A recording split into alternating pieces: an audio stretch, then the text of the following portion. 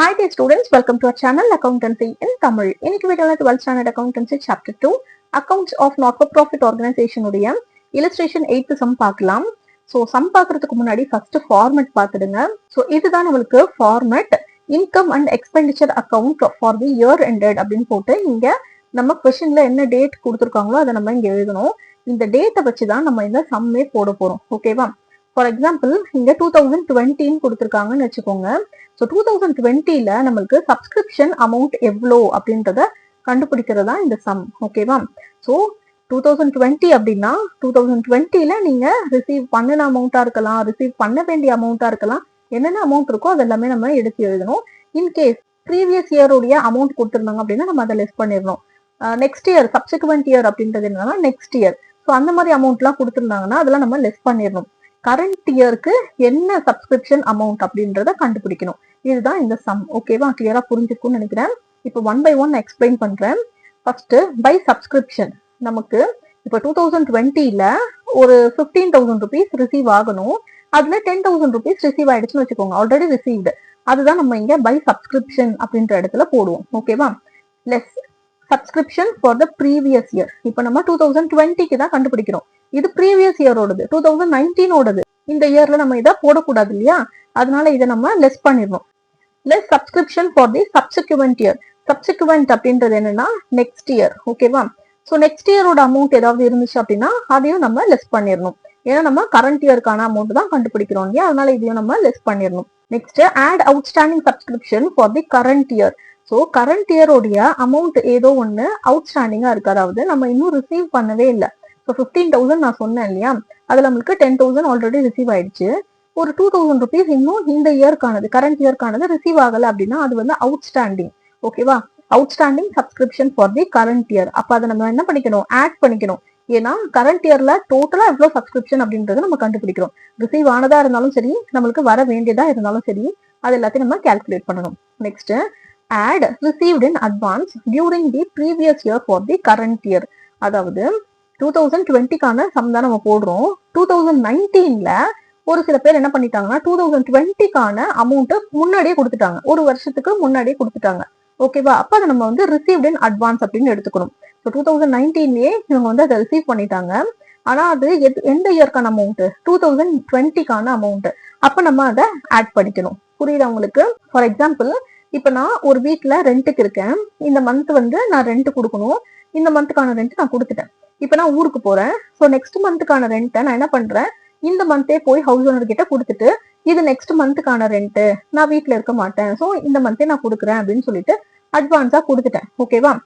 இப்ப அந்த ஹவுஸ் ஓனருக்கு நான் கொடுத்த ரெண்ட் வந்து ரிசீவ்ட் இன் அட்வான்ஸ். நெக்ஸ்ட் மந்த்துக்கான ரெண்ட்டை அவங்க முன்னாடி மந்தே ரிசீவ் பண்ணிட்டாங்க. அப்போ இங்க நெக்ஸ்ட் இயர்க்கான அமௌண்ட்டை 2019லயே ரிசீவ் பண்ணிட்டாங்க. புரியுதா?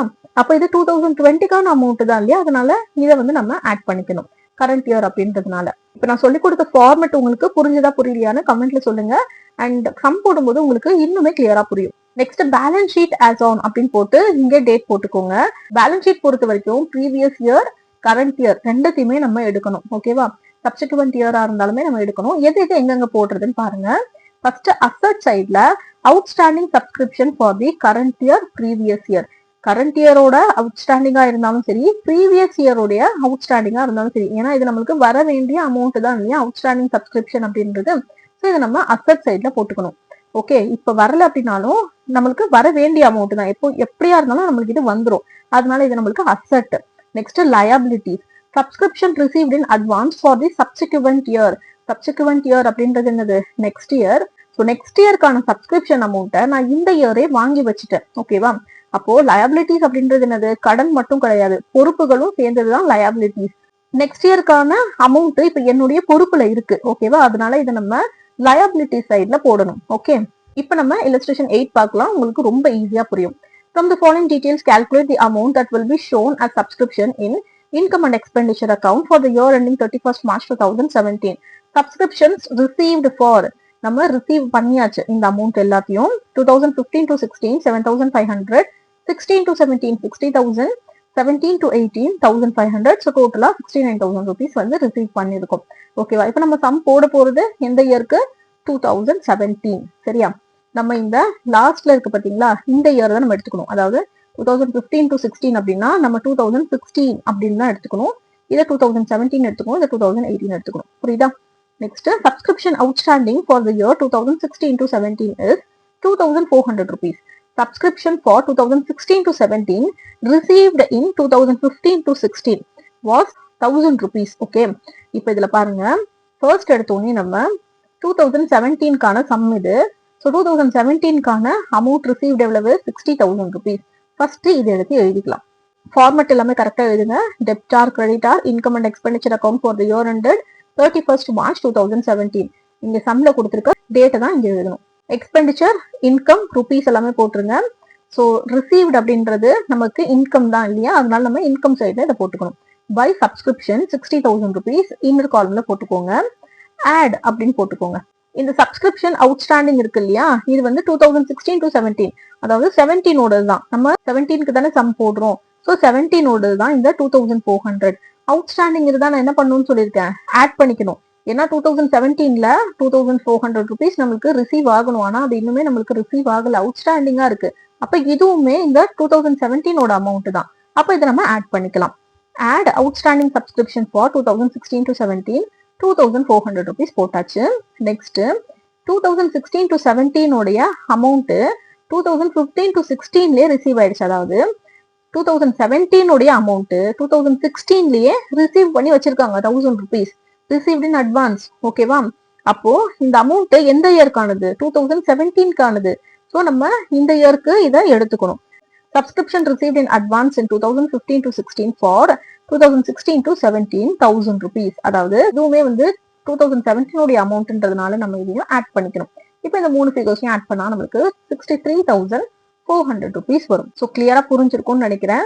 இன்கம் அண்ட் எக்ஸ்பெண்டிச்சர் அக்கௌண்ட்டை பொறுத்த வரைக்கும் நமக்கு கரண்ட் இயர்ல உங்களுக்கு டோட்டலா எவ்வளவு சப்ஸ்கிரிப்ஷன் ரிசீவ் ஆகணும் அப்படின்றதுதான் நீங்க கண்டுபிடிக்க போறீங்க. ஆல்ரெடி ரிசீவ் பண்ணதும் கொடுத்துருப்பாங்க, ரிசீவ் பண்ணாம அவுட்ஸ்டாண்டிங்கா இருக்கிறதும் கொடுத்துருப்பாங்க. இதெல்லாம் நம்ம ஆட் பண்ணிக்கணும்.